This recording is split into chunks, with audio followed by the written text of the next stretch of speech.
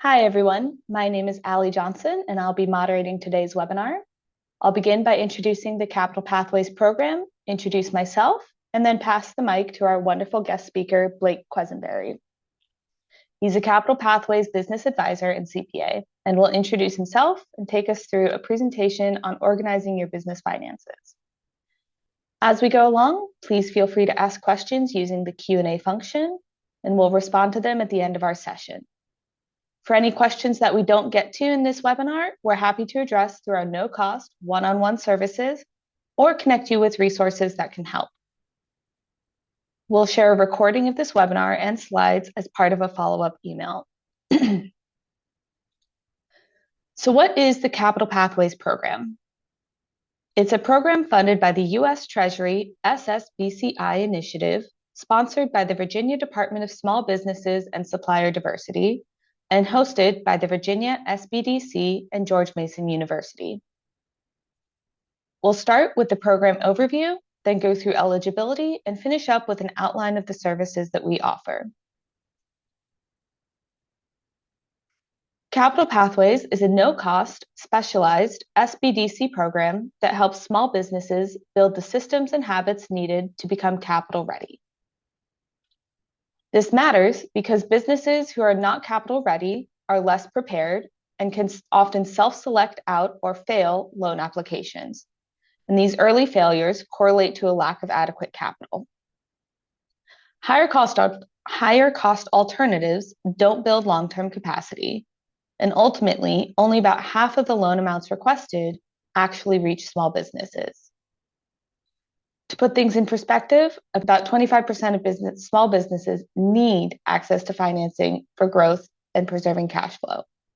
However, just 20 to 30% of those who apply actually get their loans approved. To help address this challenge, Capital Pathways creates a path to financial and legal readiness. Our program offers an immersive, hands-on group experience paired with one-on-one support. Who's eligible? Very small businesses and nonprofits at any stage who face challenges accessing traditional financing. The services we provide include a guided self-assessment, legal structure validation, financial skills and tools, loan application readiness, and credit building advising. Our process starts with a self-assessment that pinpoints your business's key gaps so we can connect you with tailored resources, either through our Capital Pathways program or other resources that can help. Under our legal structure validation, our in-house advisors can help you through basic legal questions, and we partner with a law firm who can help with more complex topics related to business registration, trademarks, and contracts and agreement review. We also offer financial webinars on topics like financial basics, such as this one, as well as financial statement preparation and QuickBooks training. Our one-on-one tailored support covers business foundations, profitability and pricing, financial forecasting, financing options and readiness, financial statements and tools, loan readiness, and lender preparation. These loan readiness services include both webinars and one-on-one individualized support.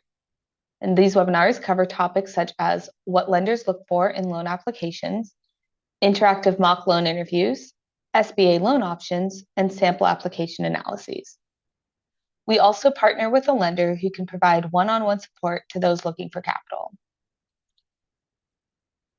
Finally, our credit building advisor will help you review and interpret your credit reports as part of building an individualized credit improvement plan to strengthen your credit and help you qualify for better financing options and terms.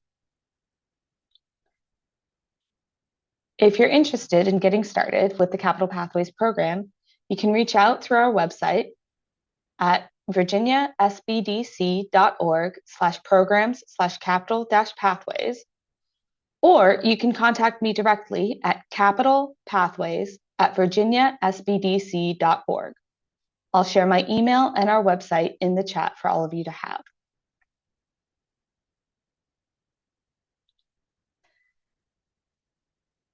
Now over to introductions. As mentioned before, my name is Allie Johnson. I'm today's moderator, and I serve as the program and intake coordinator for the Capital Pathways program. I have a professional background in economic development, small business support, and access to finance projects, both domestically and internationally. Our session today will consist of a 60-minute presentation. As I said before, please feel free to ask any questions throughout the presentation using the Q&A function, and we'll be responding to them at the end of our session. For questions that we don't get to in this webinar, we're happy to address through our no-cost one-on-one services or connect you with resources that can help. We'll share a recording of this webinar and slides in a follow-up email. I'd like to pass things over to Blake to introduce himself, tell us a bit about his background, and start his presentation. Thank you, Allie. And thanks everybody for joining us today. Been looking forward to this one. This is kind of my bread and butter here. And I've always said that money itself is a business, both from a personal standpoint and obviously from a business standpoint. And once the business is there, the money starts showing up. It's almost like you've opened up a whole new product line and you have a whole new section of the business that we like to call the back office. So super excited about this one. Thanks again, Allie, and everybody for having me. Thanks for joining us today. Again, my name is Blake. I'm a CPA, run a little firm here in Bristol, Virginia, in the southwest region of Virginia, and focus heavily on trying to take startup businesses from 0 to 60 from a compliance perspective and try to give them some coaching on how they can properly manage their cash flow and all things that come along with running a business from a financial and a compliance perspective. So that's what I do. This program with SBDC and Capital Pathways has been fits right in with that. So I'll say it a million times. I'm excited to be here talking about this stuff and getting in front of business owners. I've talked for about 45 minutes and have some Q&A afterwards. And we're going to talk about all this exciting stuff here, separating personal and business finances, how to get your bookkeeping off and running, and maybe some ways that you can make sure that the foundation of that is good, and some systems to track revenue, expenses, receipts, all of that documentation. What you can glean from reports that are initially driven by that bookkeeping and by those systems. So once the systems are in place, obviously we want to have a way to harvest that information, if you will. So and then if not, maybe the most important aspect of this is cash flow. Okay. And so we're going to talk about how you can keep an eye on your cash flow and how you can, again, build a strong foundation because it's very easy to get behind there. So we'll talk about that. All right, we got poor Sarah here who's gonna we're gonna talk at her a little bit today. Okay, she's a successful business owner on the surface. She had a vision for a business and she's been successful in gathering a good.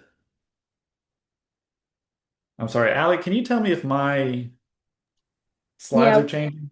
no, we're just seeing your first slide. Oh, let's figure that out. Is that better? Yes. Okay. Sorry about that. Okay, so we're going to talk about Sarah here, who is, um, again, as I said, she's built a client base, and she's now realizing that that's not the entire story, right? So there's no system, there's no foundation to tracking the financial side of her business. So she's busy, and maybe her customers are happy, but But again, the foundation, these systems are not there. She's taking her accountant a shoebox full of receipts. She's trying to get an equipment loan, but she has no way to prove that she can pay for it. She has no track record of that these clients even exist, right? And she's not confident in her cash flow enough to make a hire and relieve some of that stress. Okay. So we don't want to become Sarah, right?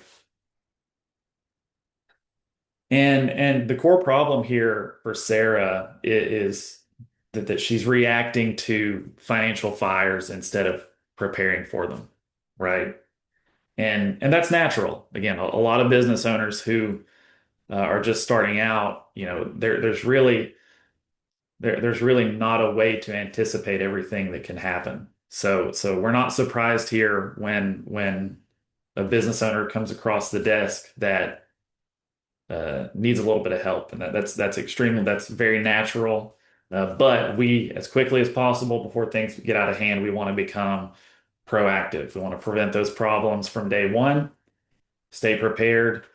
We want to have confidence in our cash flow and in the numbers so that when opportunities come about, either with expansion or with funding, that we can feel confident with that. And that the folks that are providing the funding can feel confident that you can service your debts, right? So again, we want to go from reactive to proactive. We don't want to scramble for information. We don't want to make decisions based on whims or based on what we think. We want to make decisions based on what we know. And the only way to do that as business owners is to develop information systems, right? We want to be able to access that information. And we want to make, it sounds kind of weird to say, but we want our decisions to be a little bit more cold. When it comes to expansion and funding, we don't want to act on whims and emotion. We want to be able to confidently move forward based on what the numbers are telling us. Okay. And just a few objectives here. I hope that everybody will come away from this feeling okay about these five things here. And number one is going to be let's make sure we separate personal and business finances from the jump, if possible. Okay. We're going to talk more about that. Talk a little bit about basic bookkeeping. This is something that as you grow that you'll find a need for quickly. If you haven't set it up in the beginning, you will start to see leaks and things, or you won't see them until something is piled up, and so you'll understand the need for bookkeeping whether you want to or not. And again, we'll introduce some systems and systems that generate good financial data and ultimately allow us to make good, sound decisions around cash flow. Just some examples of, again, operating on a reactive basis. All right. A truck driver lost a 50K equipment loan because there was no proof of income, and there wasn't any faith from lenders that the truck driver could service this debt. Restaurant owner, again, the shoebox of receipts. I encourage you to keep a shoebox of receipts, but if there is no summary, if there's no information system to track those and for you to hand off to a CPA, I would have to charge you a lot more to go through and summarize and put that summary together for you, as opposed to you bringing that to me ready and ready to have your taxes prepared, right? Consultant is $5,000 in legitimate deductions. This is a big one. Uh, it's it's very difficult to capture all of your business expenses if you're working back in time, right? So uh, if you're going back a quarter, yeah, I know in the moment you think, hey, I'm going to remember this purchase. This was expensive. I'm going to remember this purchase. But if you're backtracking, even if you're looking at a bank statement, there's a good chance that you're not going to remember what it was. And if you don't know what it was, if you don't have a receipt for it, there's a chance that ultimately that deduction could get disallowed with penalties and interest, and we obviously don't want that. A contractor made wrong pricing decisions. This is a big one that I see pretty much every day. Uh, Pricing is an extremely important component to to running a business. And again, if you don't have a clear picture of what expenses you're looking toward from a tax perspective, those little one-off fees to make sure your licensure is up to date and things like that. If you don't have a handle on those, they're going to always be a surprise to you. And it's always going to come at a time that you don't feel like the cash flow's there, right? So um, we want to make sure that your price reflects all of that. Okay. We want to make sure that the price that you set for your business outpaces all of that. Okay. And you can only do that if if you have the information systems in place. HVAC business owner had to reduce sale price of company by $250,000 because the buyer could not get financing. So we've kind of got a chain effect here, right? A business owner who's potentially made this their life's work has lost $250,000 in equity um, because of poor financial records. I can't imagine. So equity, a lot of folks would argue that equity is the most important type of money within your business. So we're going to talk a little bit more about that.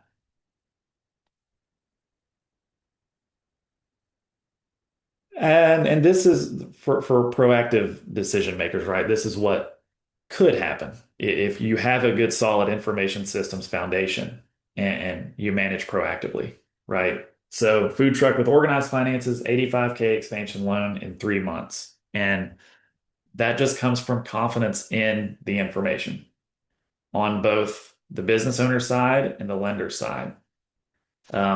It should be a no-brainer that when a lender looks at your business and your books, they can see that your pricing outpaces your expenses, and you can show them how your expenses are driving your revenue.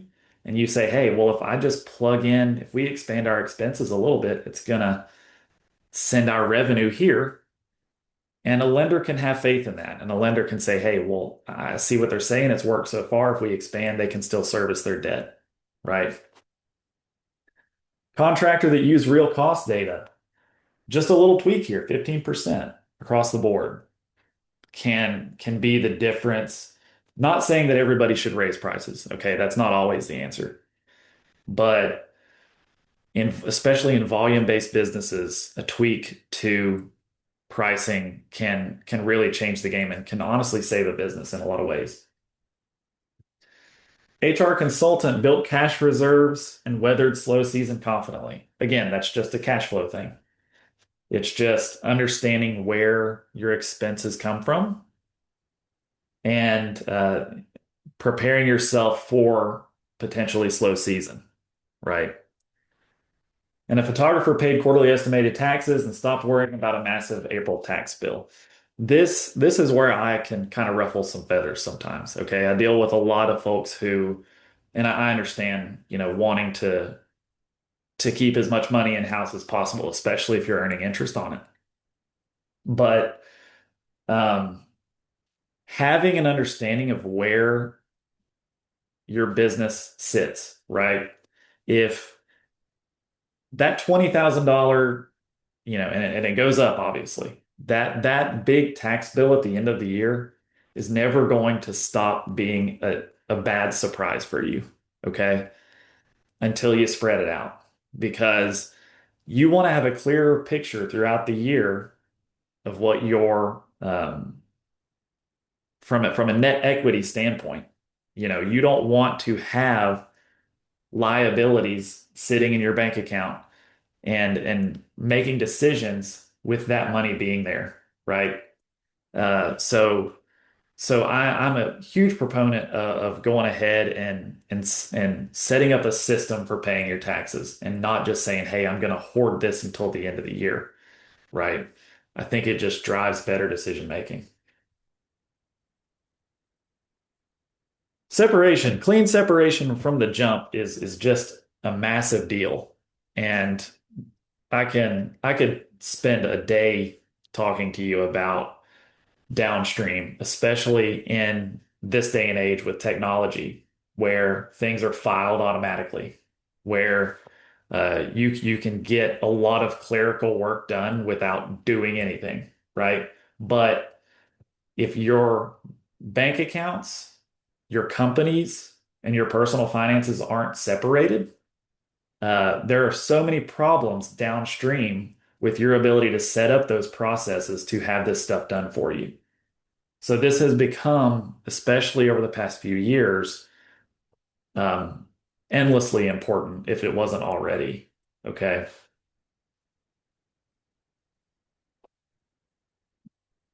So again, we're gonna kind of repeat ourselves a lot here with reactivity and proactivity.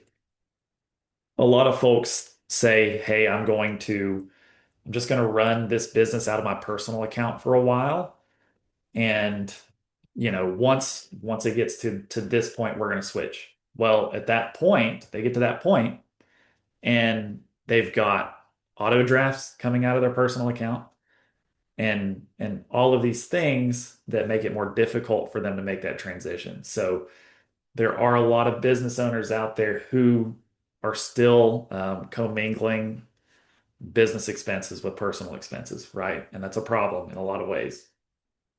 It increases your personal liability risk. If you don't have a separate LLC bank account, then you effectively don't have an LLC, right? There is no protection there if you don't have arm's length separation between yourself and your personal finances and your business. Credibility problems, obviously. A lender is not going to, if I can't speak for the lenders, but if I was a lender, I probably would not lend to somebody who did not have a separate business bank account. Tax complications, deductions are going to be scrutinized very heavily if they are bumped up against personal transactions, right? So if you go out to eat and you've got one on your bank feed that's personal and one that's business, and you've tried to deduct the one that says it's business, then the IRS is going to say, "Hey, how can you prove to us that these are substantially different?" Right? And that deduction is most likely going to be disallowed with penalties and interest. Very important from a tax perspective. But if we're proactive, this is you're going to wear it on your sleeve, right? Uh, when you show up for your clients to your lender, they're going to know, right? So it's going to affect your image. Obviously, it gives you better legal protection.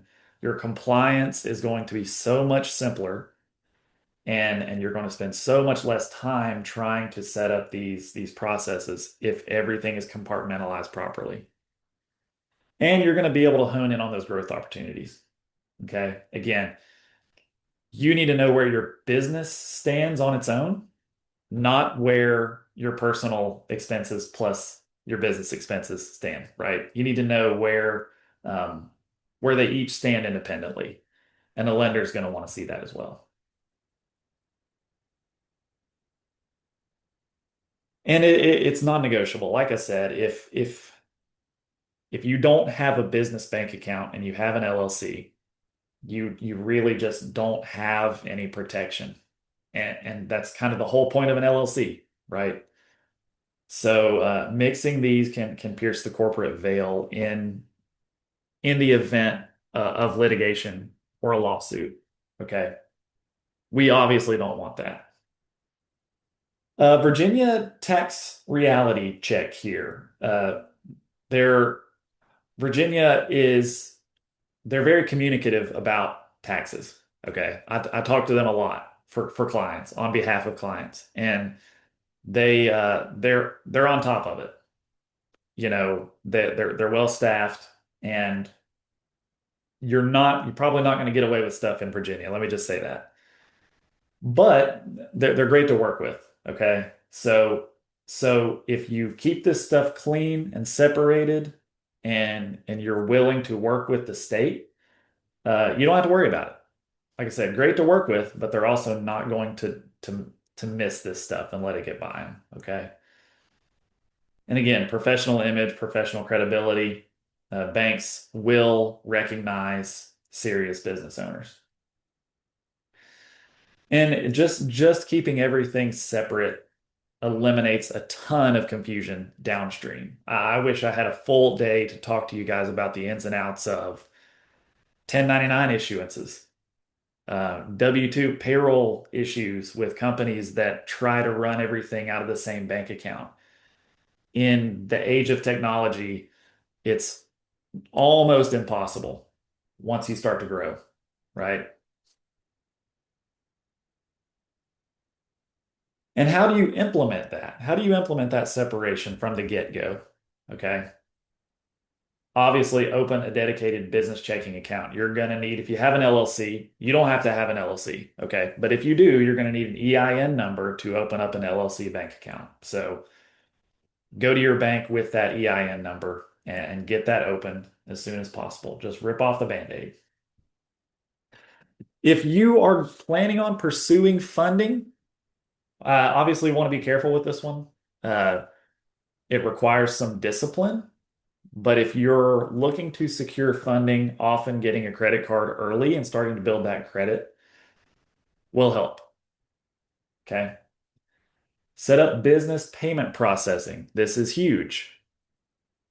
Uh, this will track a lot more than you think you need, especially if you're just starting out. Okay. Sales taxes can be very easily tracked with point of sale systems. And being able to drill in on where your revenue is coming from is really important. And we'll talk a little bit more about that later. Create a system for paying yourself. And what does that mean? That sounds a little fancy, but really it's a recommendation of not just pulling money out of the bank account when you see money in there. Okay. Not just taking a draw because the bank account looks good today. Systematizing it, setting it up to where you are part of the system, you're part of the cash flow, your pay is predictable so that again you can make good sound decisions surrounding expansion. And that could be on a W-2 basis, especially if you're an S corporation or something like that. You might be on W-2, you might set yourself up on a salary so that your taxes are withheld throughout the year. That's a good way to do it. Or if you're still in the phase of taking owner draws periodically, I would just recommend setting those up on a regular schedule instead of just eyeballing the bank account, right?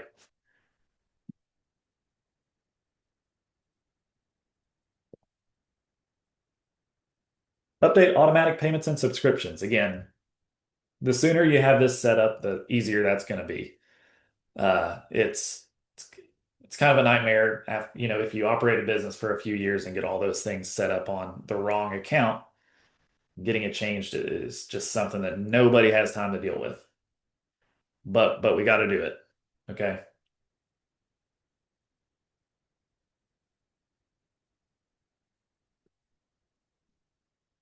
Just kind of pros and cons here of reactive versus proactive separation. Uh, you're going to be tempted to use personal accounts for business purposes and vice versa. Just don't do it. Make a rule for yourself. Okay. Again, the random owner draws are detrimental to your decision making. Um, if you have to use an account for non-business purposes or a personal account for business purposes, just make sure you have a reimbursement system in place. And when it happens that you reimburse yourself and properly classify that on your books. Okay. And track your owner draws separately. Those are not expenses. We'll talk a little bit about that more, but those are not expenses, so they won't show up on your P&L. So make sure that you're tracking those.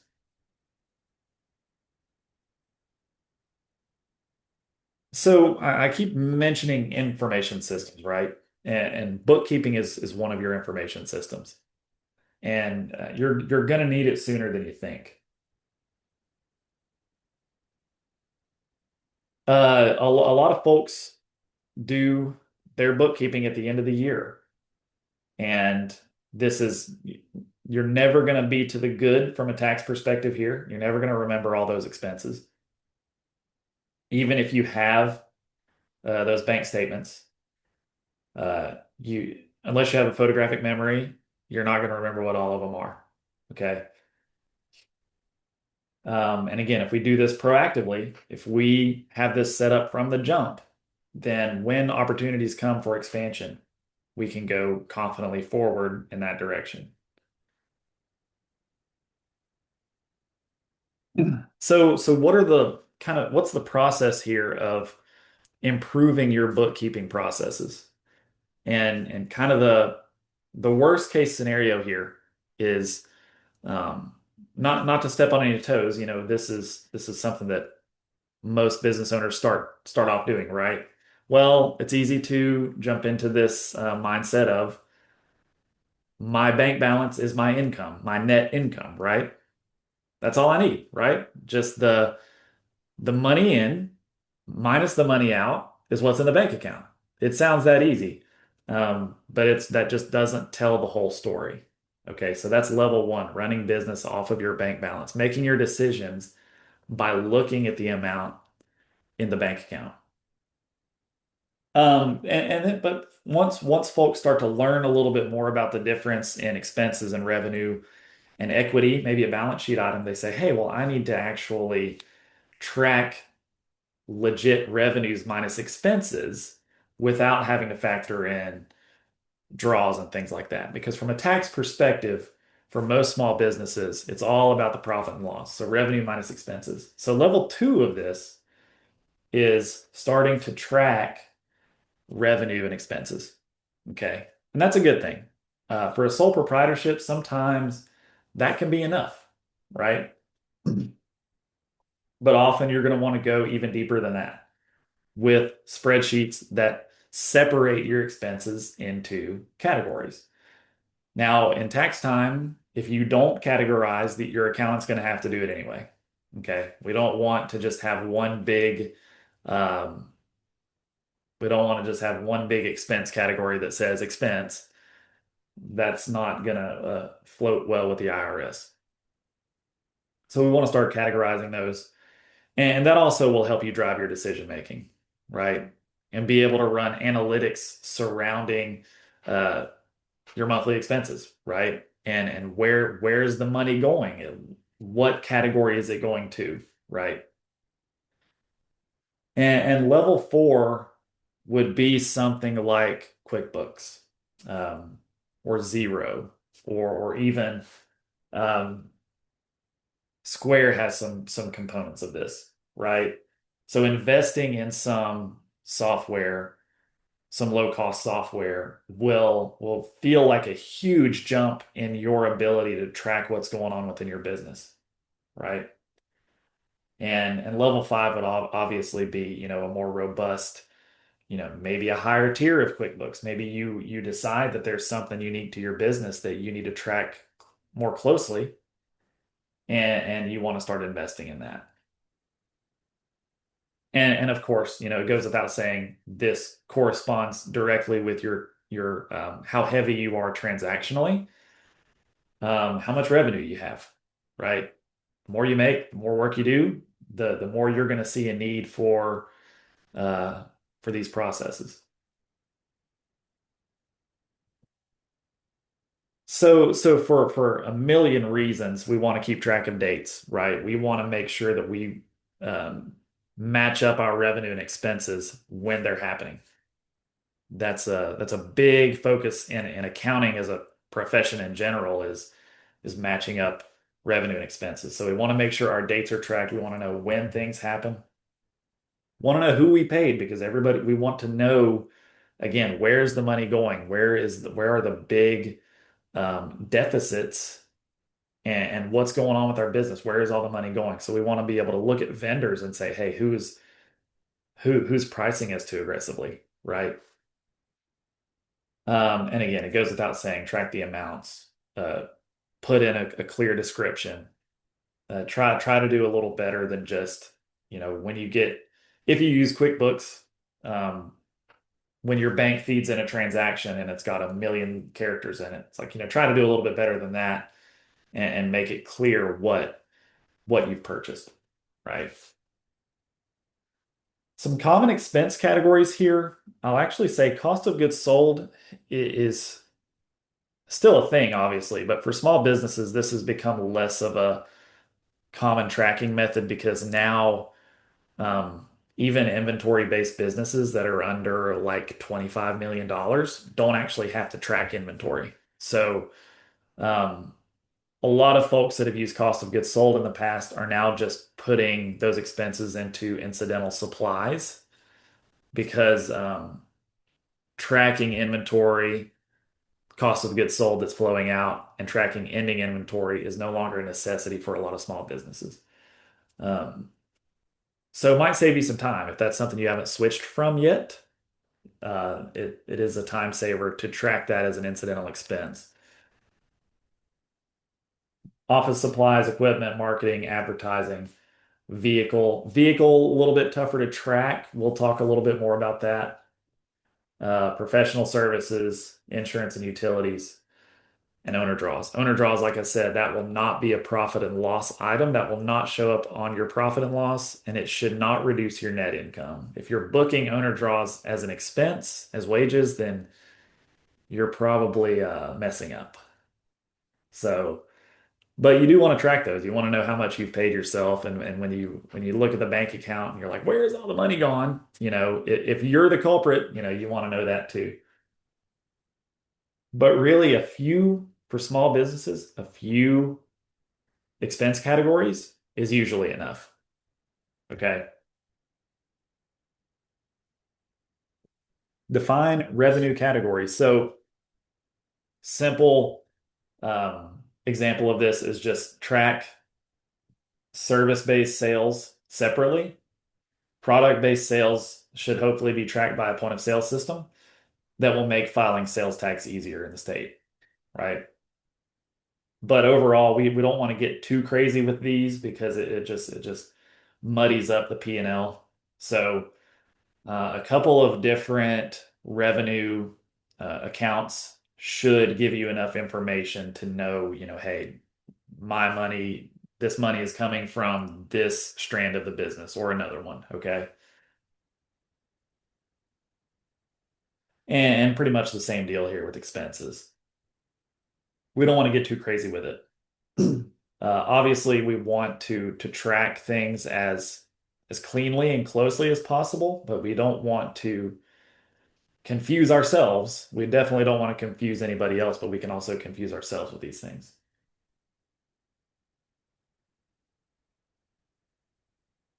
Monthly reconciliation. This is something that it's a word that I think scares off a lot of, this is accounting jargon, right? Uh, Most business owners that I know, even if they have bookkeeping, even if they have a software to track this stuff, they're usually not reconciling the bank. Okay. But it's a huge help, and it's something that if you get audited, will go a long way because this is what proves that you've tracked every transaction that's flowing in and out of your bank account. Okay, so you're going to download your statements. If you have QuickBooks, you can sync it right up with QuickBooks, and those bank transactions will feed in automatically. So it's easier than ever for business owners themselves to be able to do this stuff. Okay, I know you're busy, but I think 20, 30 minutes to reconcile the bank statement to the books is going to be well worth your time. And of course, just if there are discrepancies, just nip it in the bud early because if the way accounting works, the way bookkeeping works is that the longer sits with discrepancies, the more difficult it gets to fix them. Okay. And I say that as someone who struggles. I come across books that are very difficult to fix all the time. Okay. All right. And of course, keep an eye on your cash flow. You should be able to back into what's happening with your bank balance if you're keeping your books. Common differences here, bank fees, those um, kind of sit maybe in a little weird section on the bank statement, right? And if you're in something like QuickBooks Desktop and you have to input these things manually, very easy to miss things like this. Okay.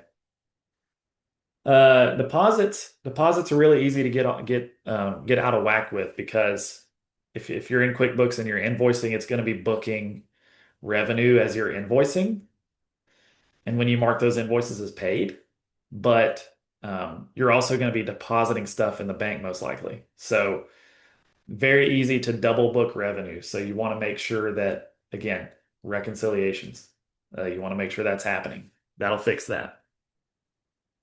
You double book revenue, you double your taxes.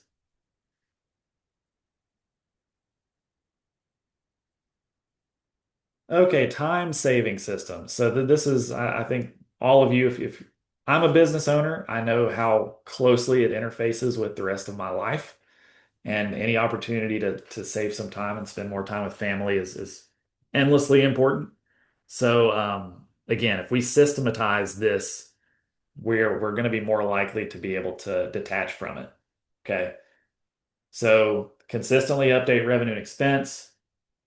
Um, Build a process around it, a weekly process, maybe a couple hours on a certain day of the week, maybe on Friday afternoon when everything's starting to slow down and people don't want to work and they're not shouting from the rooftops at you. Uh, Monthly reconciliations, I would recommend. Again, if you're looking back into prior quarters, probably going to miss something. Okay. And then quarterly, maybe have an extra little process alongside the reconciliation on a quarterly basis. Maybe you rebuild your budget. That's something that I do. I like to start my budget from scratch every month, actually. That might be overkill, but that's something you can do. What are some systems to track these things? What are your options, okay, to set up these information systems?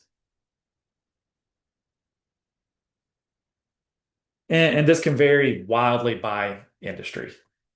Um, QuickBooks has been, I'm just speaking for me and my firm.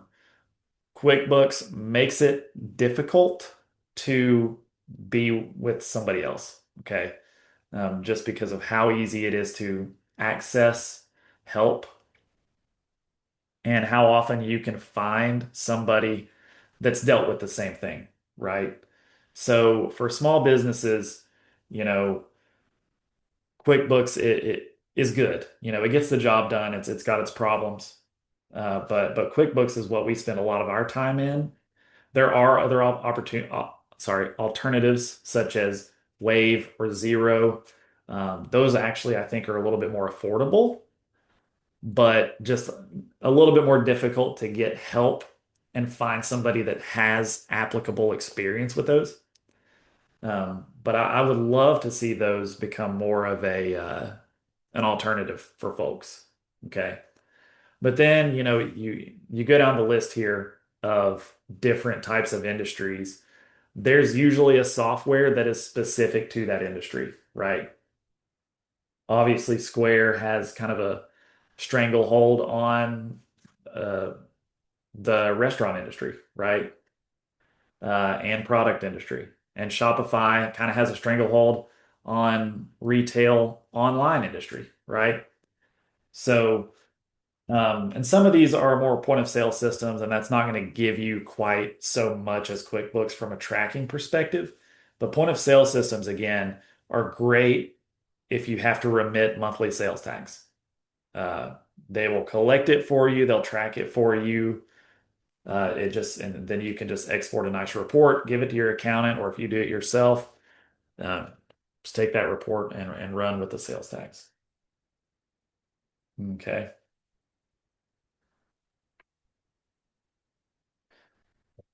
Uh, Something that can make expense and receipt tracking a little simpler, and this is a lot of folks question whether this is valid. Um, Taking pictures of things is completely fine. This is kind of where things are going, and I would recommend, uh, Dropbox, for example, has a really cool scan feature, and it looks really good. You can do it with your phone, and but with that being said, just taking a picture, as long as it's legible, it is usually valid in the eyes of the IRS. Okay. So don't be afraid to just snap a photo and, maybe on that Friday that you go through and update your revenue and expenses, you just go through your photos there. Unless you take a million photos, then maybe find another way. Um, Again, dedicated folders, Dropbox is really good for this, okay? And if you use QuickBooks as well, you can house receipts and things like that. You can attach those receipts to the transactions in QuickBooks. Okay. QuickBooks has a mobile app that you can do the same. You can go into that app, you can look at your expenses, you can choose one and send that picture to that transaction, if that makes sense. Very handy. And then there are some, with the way technology is, that there are some that you can take a picture. I know QuickBooks is working on this. Take a picture and it will actually match it, right? It will actually kind of intuitively decide which transaction it was, and they'll match it to that if you have your bank account synced up with it, right?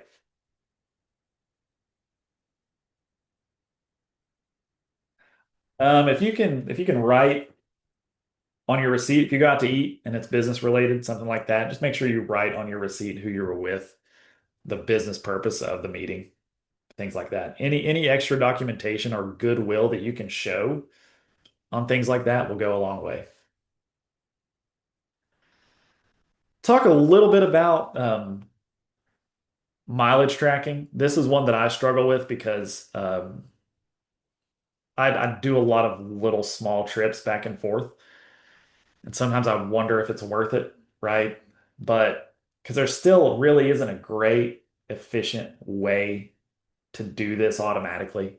Um, Even if you have something that tracks every trip you make, like QuickBooks for me will track every trip that I make, it's still pretty time consuming to kind of go back through it and designate what that trip was, right? So if you're going to do it, if you're going to track your mileage, make sure that, I would recommend doing it every day, but, every week could work too.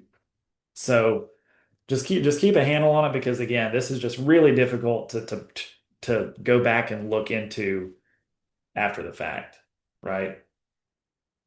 If you're writing off fuel and other vehicle expenses, you can't do mileage as well. Okay.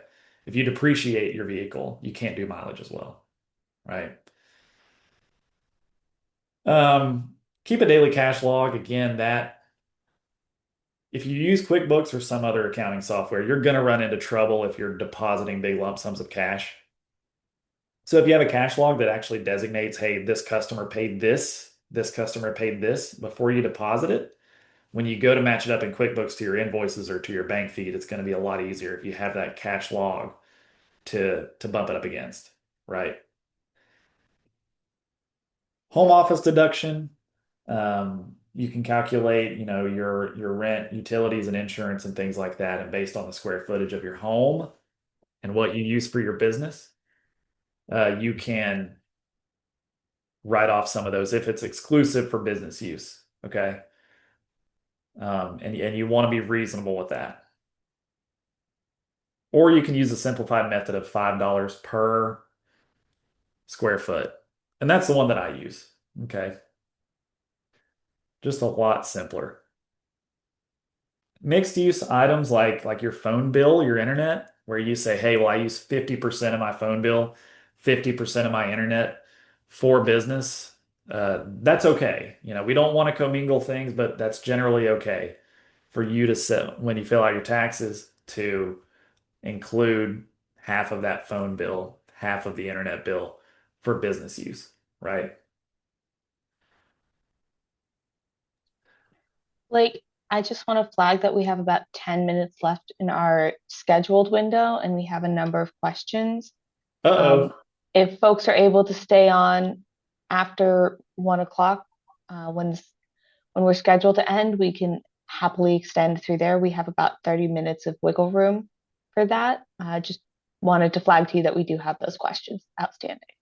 Okay. Some of this stuff here I've already kind of touched on, so I'm going to go ahead and move forward from this one.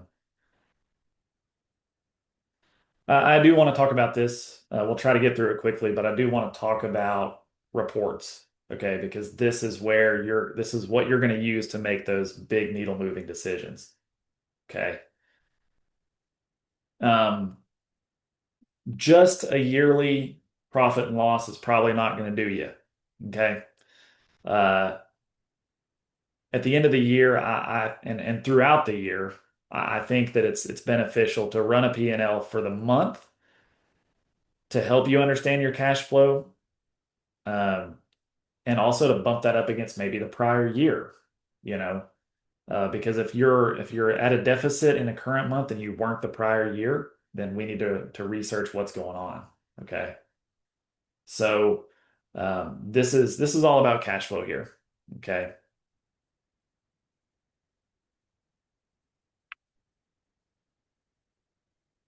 And just because you have a lot of clients and just because you're seeing the revenue, doesn't mean you're not going to run out of cash, right? If you don't manage it properly up front, it's very easy to promise your future cash flow to something else. Okay. If you're constantly taking out reactive debt, which is the most expensive kind of debt, you're promising a lot of that future cash flow to somebody else. Okay. You want to have systems in place so that your customers can pay you on time. QuickBooks, I know, um, offers an option when you send an invoice, they can just click it and they can pay it. And that's been beneficial to me, to get, again, we want to the matching principle, right? We want to match revenue and expenses. If you're spending the money to generate the revenue, you want to do your best to have that money coming in alongside those expenses, right? So develop the systems that promote your customers to pay on time. Okay. Again, owner draws can be very detrimental. If you take out the money while it's there, when something else comes knocking, like taxes, you're not going to be able to pay it, right? So just be consistent and be tactful with your draws.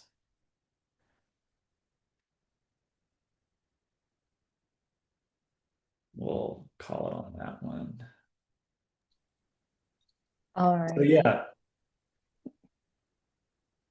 All sorry. right. Like, were you ready to get into questions?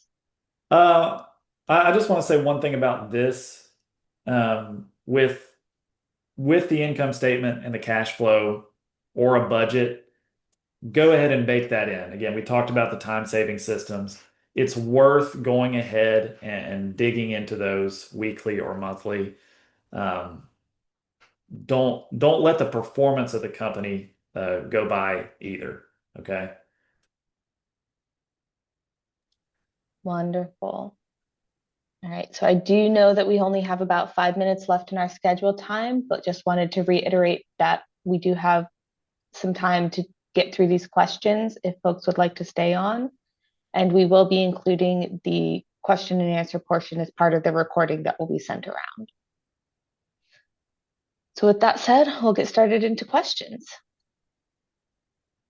Our first question is from someone who's been doing their own bookkeeping for about a year and a half, and their CPA has praised their diligence and competence in bookkeeping, so they think they're doing everything right. But their biggest point of confusion is how to properly record a transaction that is part personal and part business for their books. For example, if they're going on a trip that is part business and part personal, they typically put some charges on the business card and some on the personal card. How should those transactions be entered from their personal card where they need to account for 50% of the cost on the business books?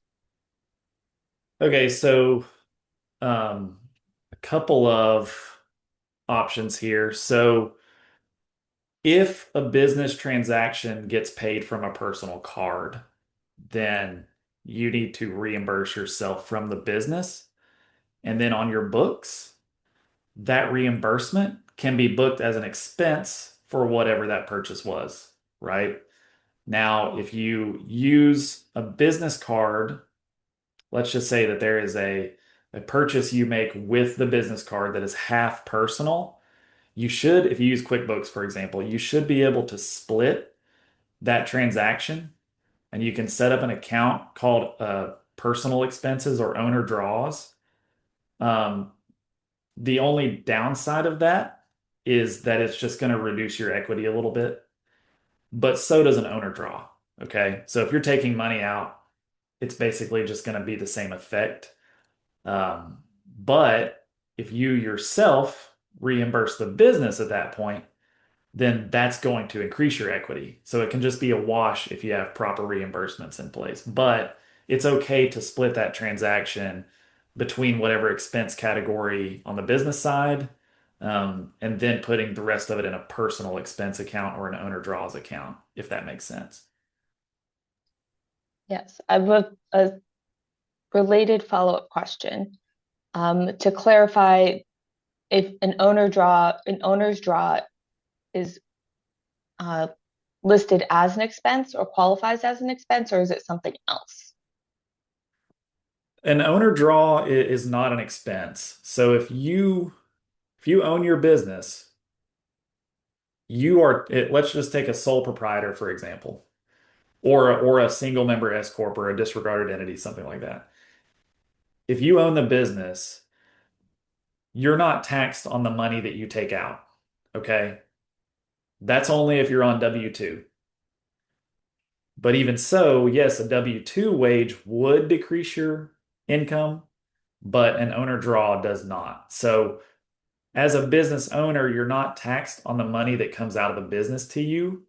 You're taxed on the net income of the business. So if your business shows a net income of $50,000 and you took 20,000 of that, you're still taxed on that $50,000.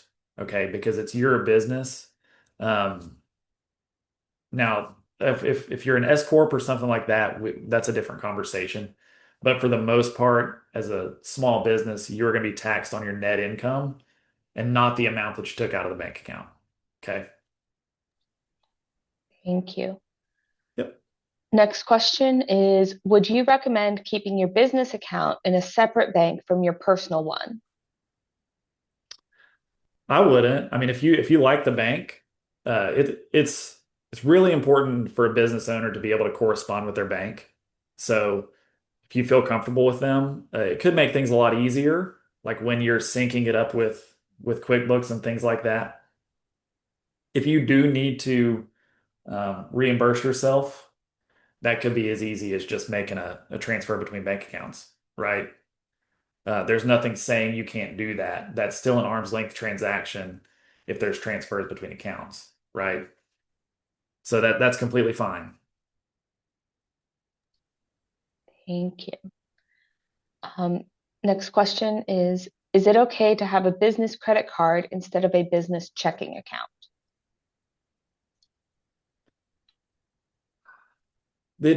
It's okay to have a business credit card, but it doesn't replace the account because I'm assuming that that credit card is being paid with your personal account, and that's commingling, and we don't want to do that. Okay, so it doesn't replace the bank account. It's okay to have a business credit card, but it doesn't serve as a replacement.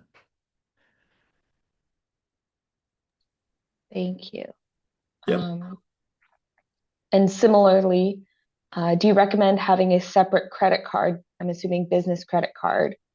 The question asker has a separate bank account, but not credit card.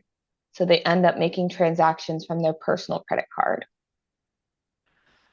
Yeah, kind of the same deal. I mean, it's a pain, but yeah, I would recommend separating both of those out because you can again, if we're talking about QuickBooks here, you can also connect that credit card to QuickBooks and just as you spend the money for your business, you can categorize those, right? So yeah, I would never commingle from a financial perspective anything, even credit cards with it's not the end of the world, okay? You can still track that stuff and it doesn't make them not deductible by default, but it does just make it a little bit more difficult for you to prove out that those business expenses were actual business expenses, right? If they're bumped up right against personal transactions.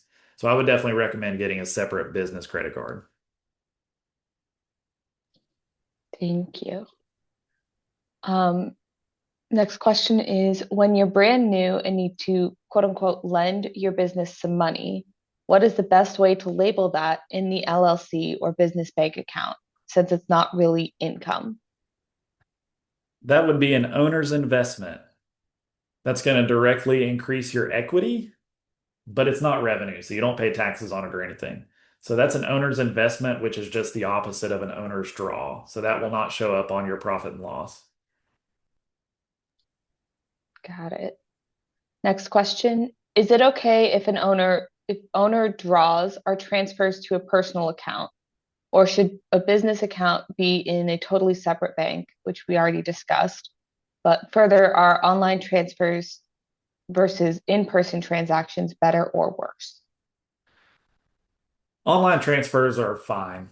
I think, I would recommend they be on a set basis. So, um, if if the IRS were to see that you were just moving money every time you got money, you moved it directly into your personal account, they would say, well, is this really a business, right? Are they really separate from the individual? So transfers are completely fine. But I would just make it kind of a more set scheduled thing instead of just always dipping into it, right?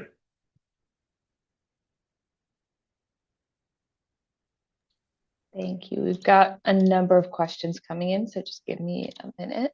Sure. All right. So this next question is from someone who is currently a W-2 employee on an L2S visa and is planning to start a side business as an art gallery. They've registered the business as a single member LLC. At this stage, the business has not generated any revenue, but the owner is tracking all business related expenses in an Excel. The owner or the question asker would like to understand the filing and compliance requirements in this situation. Specifically, do they need to file taxes or report quarterly, or is filing required only once a year?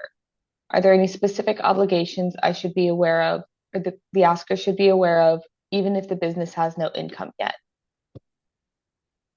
Okay. So from a tax perspective, you can report a loss on that business. Like it's common for folks to report a loss, and that will offset your other income, your W-2 income, right? But you just want to make sure that if the IRS ever came knocking, that you have a plan in place to turn that into a profit generating business. Like you can't just harvest a loss every year without a plan. Okay. You don't want that loss to get disallowed. Okay. So you can claim those expenses. Just make sure that, hey, this is a legit business. You have a plan to make it profitable in the future.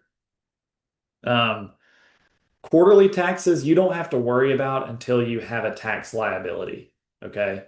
So if you haven't made any money on the business, you're not going to owe anything. And so you don't need to make quarterly payments until you have a liability in a year that the next year you can base those payments off of. Um, and even though you have an LLC, you're not going to have a separate business filing. That's just going to be a disregarded entity. and you're going to file as a sole proprietor, and that's going to be on what's called a Schedule C. Thank you. So I think you might have already touched on this next question, but just to reiterate, how important is keeping receipts and what is required to be disclosed to have something written off? I think that it's kind of this isn't a great answer, but it's kind of unpredictable whether when it comes to um, an audit, whether your deductions are going to be disallowed. Okay, there are just things that you can do to make it less likely, and one of those is keeping the actual receipts. And there's no difference in keeping an electronic receipt and a physical receipt, but that is going to give you more legitimacy than just showing a bank statement. Okay. So I know, just for example, if you have a bank statement that says let's say you have a lot of transactions from Lowe's, okay, that's a corporation.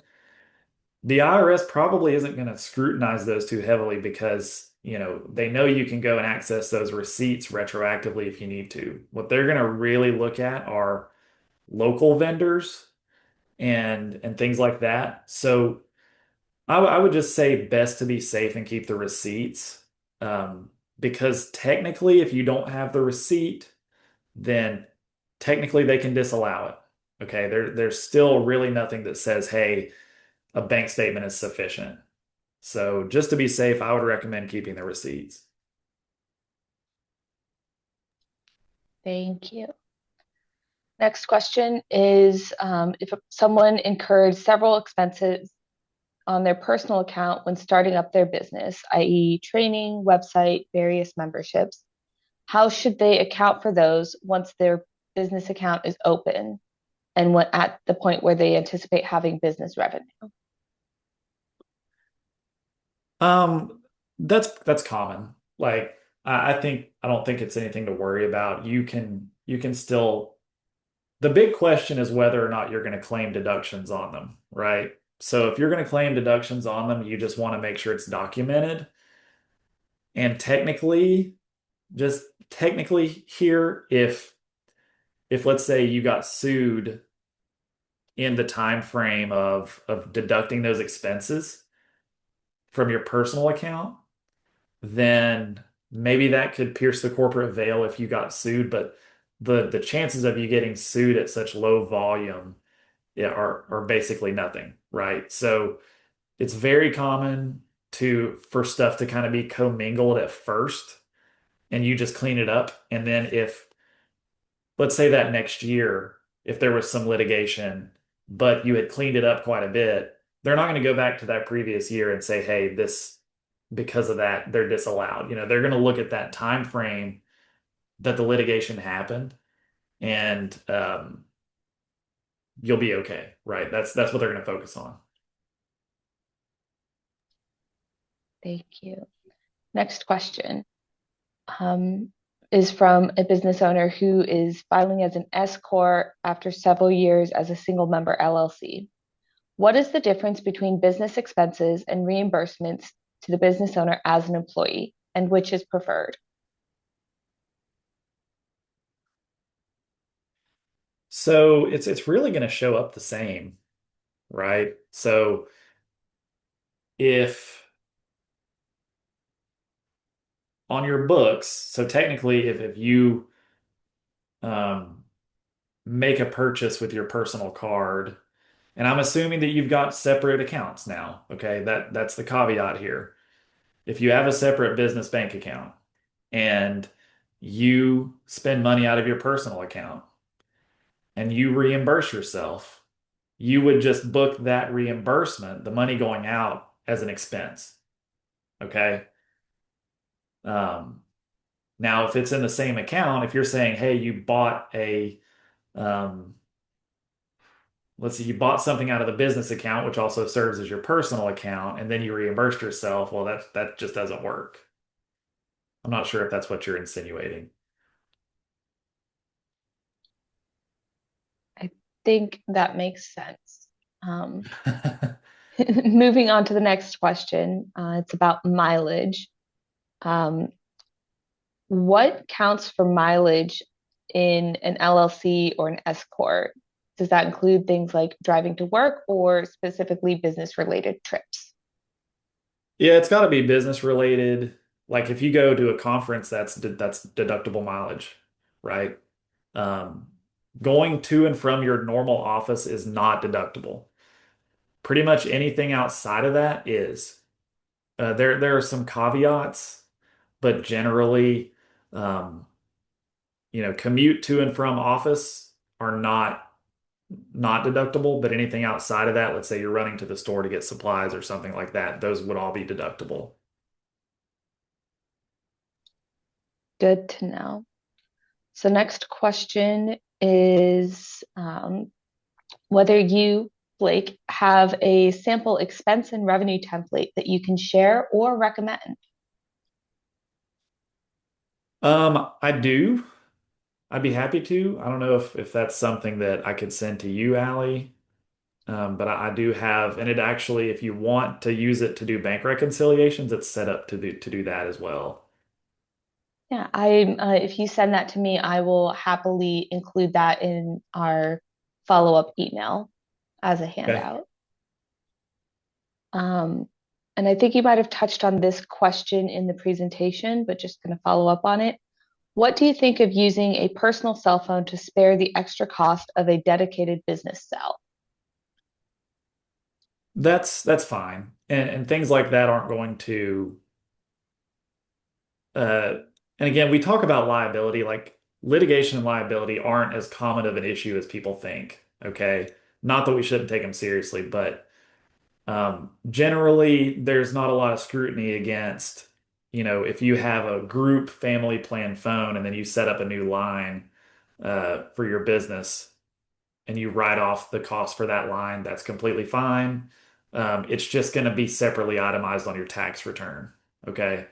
And that's not a difficult thing to do. That's one of the exceptions that with the internet and the utilities, things like that, um, I don't see a problem with it. I've never seen it get questioned or disallowed or anything like that. Thank you. Next question is there a version of QuickBooks that does not force a business owner to post revenue, expenses, and statements online? So I think they're asking, is there a desktop version that is not connected to or requiring a Wi-Fi component? Um, there is, I mean, QuickBooks Desktop is being phased out pretty heavily. There is a something called Desktop Enterprise that I believe is more expensive. Um, j just so you know, I mean, I'm not sure what the concern is. Like no, like the IRS can't see your P&L or anything like that on QuickBooks Online. Um, so I think you'd be okay, but there are desktop accounting softwares. They're more expensive and they're a little bit more dated. Good to know. All right, so the next two questions are mileage related or vehicle related. The first one is it preferable to have a vehicle dedicated to the business, especially with 179 rules, or to use your personal vehicle and track mileage? 179 can be pretty powerful. Um, my problem with 179 is that it encourages people to buy brand new vehicles and use that as a way to, you know, it's a valid deduction. It is a valid deduction, and it can be powerful if you know that you're going to purchase a vehicle for the business, that you need something like that. Then, and you say, hey, well, I've got this big tax liability coming. I'm going to time this strategically. That can be really powerful. So, a well-placed Section 179 deduction can wipe out tax liability quite a bit. Um, Mileage, it's going to be hard to compete with that with mileage. So, um, it just depends. Like if you do have to use your personal vehicle, uh, you can write off that mileage. But if you're mixing in personal travel with the vehicle that you've purchased for your business, you've also got to track that. So technically, you're still supposed to track a mileage log for the business vehicle, even if it's under the name of the business. You're technically still supposed to be able to justify your business mileage. Follow-up question for that, clarifying how you track mileage. Um, should you track like the mileage of the vehicle or, track the X mile drive to and from the location that you need to get to for your work? So if you don't have a tool, technically, if you don't have a tool like QuickBooks or like there's a lot of apps that can track mileage. And technically, if you don't have one of those, you're supposed to put technically supposed to put odometer readings. Okay. Um, so I think that was your question if you actually have to um, match it up with your odometer. But if you have something like QuickBooks or one of those other apps, it it tracks by GPS. So that's even better, even in the eyes of the IRS, right? So um, that would be my recommendation is using one of, some of that software. Good to know. All right. Last question, and then we have a statement from one of our attendees. Question is, are you familiar with 17 hats for bookkeeping and CRM? And if so, would you recommend them for small service-based businesses? I have never heard of that, honestly. I would love to look into it. I would love to check into it and see what it's about. And if there's any way that I could contact you and let you know how it looks or find some feedback from users or something like that, I'd be happy to. Wonderful. And then the last thing is a recommendation for an app called SimplyWise for saving receipts digitally. Okay. I will I will trust you on that one. Anything is better than nothing for sure. Indeed. And with that, it seems our time together has come to end. So I'd like to thank you, Blake, so much for all this excellent information and say that we look forward to our future sessions with you. Thank Um, you, Allie. yeah. As I mentioned before, our recording of today's session, as well as the slides and the handout that Blake mentioned, will be shared as a follow-on email that will be sent to all participants within about a week of today. And if we weren't able to respond to your questions today, please send us an appointment request or an email through our website or through our email address. I've dropped those in the chat, and we'll be sure to help connect you to whatever resource we can to support your business needs. Thank you everyone so much for joining us, and we hope to see you in our next webinar. Thank you all.